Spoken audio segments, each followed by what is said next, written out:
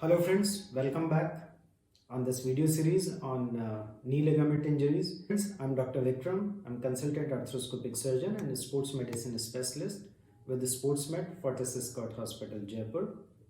और आज हम लोग ये वीडियो बना रहे हैं घुटने की लिगामेंट इंजरी से संबंधित जो कॉमन क्वेश्चंस होते हैं उनके जवाब देने के लिए। तो मुझसे पूछा गया है कि इम्प्लांट और ग्राफ्ट क्या इन दोनों में कुछ फ़र्क होता है या ये दोनों चीज़ें एक ही होती हैं। ग्राफ्ट क्या होता है, क्या आर्टिफिशियल ग्राफ्ट हिंदुस्तान में अवेलेबल होता है या क्या कैडेवरिक ग्राफ्ट का हम लोग उपयोग कर सकते हैं। तो मैं आपको विषय विस्तृत रूप से इस विषय में बताना चाहूँगा। ग्राफ्ट का जहाँ तक हम बात करते हैं तो लिगामेंट सर्जरी में हिंदुस्तान में मैक्सिमम केसेस में आप ये माने कि 95 to 99% केसेस में रादर ऑटोग्राफ्ट का उपयोग किया जाता है। ऑटोग्राफ्ट का उपयोग मतलब आपके मांसपेशी का एक हिस्सा होता है जिसको निकाला जाता है और इसे टूटे हुए लिगामेंट के स्थान पे इसको लगाया जाता है। इसीलिए इस सर्जरी को बोला जाता है लिगामेंट रिकंस्ट्रक्शन। तो कहने का मतलब यह है कि ग्राफ्ट वो चीज़ होती है जिसको कि आपके लिगामेंट के स्थान पे लगाया जाता है। ये कोई आर्टिफिशियल चीज़ नहीं होती है, ऐसा कोई प्लास्टिक का या और किसी मटेरियल का बना हुआ लिगामेंट नहीं होता है जो कि आपके घुटने में लगाया जाता है। ये आपके शरीर का ही एक हिस्सा होता है। दूसरा सवाल ये पूछा जाता है कि क्या कोई आर्टिफिशियल ग्राफ्ट अवेलेबल होता है या ऐसा कोई मटेरियल आता है क्या कि हमारे शरीर में से मांसपेशी को नहीं निकालना पड़े और उस मटेरियल से लिगामेंट बना के लगा दिया जाए।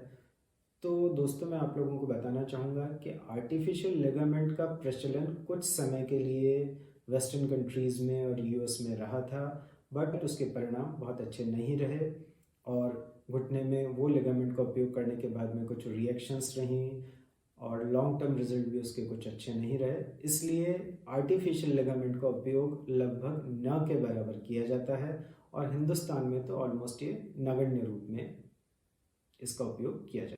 तीसरा जो ग्राफ्ट का टाइप होता है वह होता है कैडेवरिक ग्राफ्ट।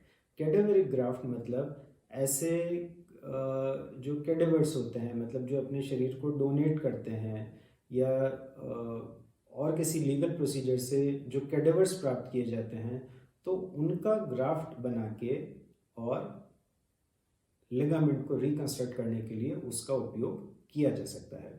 वेस्टर्न कंट्रीज़ में क्योंकि वहाँ पर डोनेशन भी अधिक है, अवेयरनेस अधिक है, लॉज भी कुछ इसके फेवर में बने हुए हैं, तो कैडेवरिक ग्राफ्ट उपलब्ध होते हैं। हालांकि कैडेवरिक ग्राफ्ट में कुछ कमियां होती हैं, उनमें स्ट्रेंथ इतना अधिक नहीं होता, उनमें जो यूनियन की संभावना होती है रिकंस्ट्रक्शन के बाद में वो इतनी अच्छी नहीं होती जितनी कि ऑटोग्राफ्ट में होती है, मतलब जो आपके शरीर खुद के शरीर से निकाला जाता है। साथ में कैडेवरिक ग्राफ्ट में डिजीज़ ट्रांसमिशन के फॉर एग्जांपल यदि उस व्यक्ति में जिससे कि ये डोनेशन लिया जा रहा है, जिससे कि ये ग्राफ्ट लिया जा रहा है, यदि उसमें किसी किस्म का कोई बीमारी है तो वो डिजीज़ ट्रांसमिशन के भी कुछ चांसेस कैडेवरिक ग्राफ्ट में होते हैं। जहाँ तक अवेलेबिलिटी की बात है, हिंदुस्तान में कैडेवरिक ग्राफ्ट बिल्कुल बहुत ही कम मात्रा में उपलब्ध हैं और कुछ ही ऐसे सेंटर्स हैं जहाँ पे ये कैडेवरिक ग्राफ्ट अवेलेबल करवाए जाते हैं और इनका उपयोग बहुत ही कम किया जाता है, लगभग ना के बराबर इनका उपयोग किया जाता है। या फिर जनरली इनका उपयोग तब किया जाता है जबकि रिविजन सर्जरीज होती हैं, मतलब एक बार आपका लिगामेंट टूट गया और दोबारा सर्जरी करने का आवश्यकता पड़ता है और आपके शरीर में कोई ग्राफ्ट देने का स्थान नहीं है, ऐसी जगह नहीं है जहाँ से ग्राफ्ट लिया जा सके, या फिर मल्टी लिगामेंट सर्जरीज हैं जहाँ पे एक से अधिक लिगामेंट की इंजरीज है, वहाँ पे भी कैडेवरिक ग्राफ्ट का उपयोग किया जा सकता है। तो हम लोगों ने ये समझा कि ग्राफ्ट वह स्ट्रक्चर होता है जिससे कि आपके लिगामेंट को बनाया जाता है, मतलब आपके टूटे हुए लिगामेंट के स्थान पे ग्राफ्ट लगा के उसको एक तरह से पुरानी अवस्था में लाया जाता है। ऑटोग्राफ्ट आपके खुद के शरीर का हिस्सा, कैडेवरिक ग्राफ्ट जो कि डोनेशन से प्राप्त किया जाता है, और आर्टिफिशियल ग्राफ्ट जो कि एक सिंथेटिक ग्राफ्ट होता है जिसका उपयोग लगभग ना के बराबर है। दूसरा सवाल जो पूछा गया था कि क्या ग्राफ्ट और इम्प्लांट एक ही होते हैं, और हमारे पेशेंट ये जानना चाहते हैं कि सर जब आप ग्राफ्ट लगाते हैं तो इम्प्लांट का क्या ज़रूरत है, या इम्प्लांट है तो क्या वो इम्प्लांट ही ग्राफ्ट है। तो जैसा मैंने आप लोगों को पहले बताया कि एंटी क्रूशिएट लिगामेंट या दूसरे लिगामेंट के रिकंस्ट्रक्शन के लिए जो स्ट्रक्चर का उपयोग किया जाता है वो ग्राफ्ट होता है, और उस ग्राफ्ट को अपनी जगह पे फिक्स करने के लिए, उसको अपनी जगह पे स्थिर करने के लिए, मतलब जब तक आपकी हड्डी उसको पकड़ती नहीं है, जब तक उसका यूनियन प्रॉपर नहीं होता, इम्प्लांट की सहायता से उसको अपनी जगह पे फिक्स रखा जाता है। जब पूरा यूनियन हो जाता है तो प्रैक्टिकली इम्प्लांट का कोई ज़रूरत हम लोगों को नहीं पड़ता। तो इम्प्लांट वो चीज़ होती है जिससे कि ग्राफ्ट को अपनी जगह पे फिक्स किया जाता है।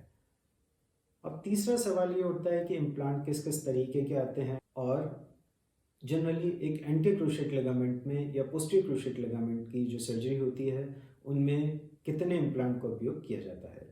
तो जनरली ACL और PCL के अंदर 2 इम्प्लांट का उपयोग किया जाता है। जो स्टैंडर्ड एनाटॉमिकल ACL रिकंस्ट्रक्शन होता है उसमें एक बटन जो हमारा थाई की साइड है वहाँ पे उपयोग किया जाता है, और स्क्रू लेग बोन की साइड में उपयोग किया जाता है। ये एक स्टैंडर्ड प्रैक्टिस होती है। इसमें कुछ वेरिएशन हो सकते हैं सर्जन की चॉइस के हिसाब से और प्रेफरेंसेस के हिसाब से।